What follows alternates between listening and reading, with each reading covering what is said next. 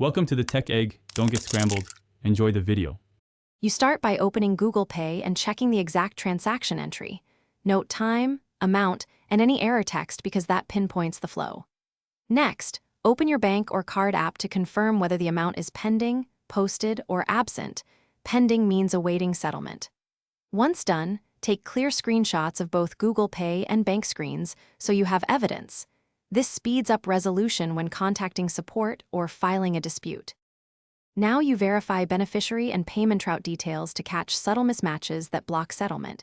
Even one wrong digit or disabled UPI handle stops routing. Then confirm your bank's limits, KYC status, and any holds. These cause reversals or hangs.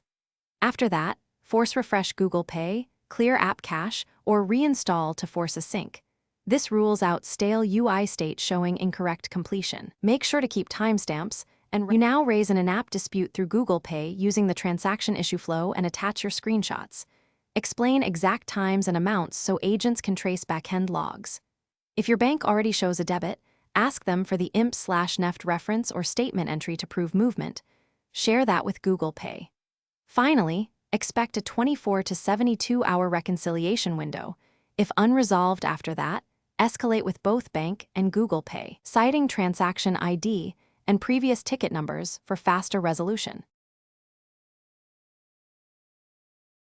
Thanks for watching. Consider subscribing if I helped unscramble your problems.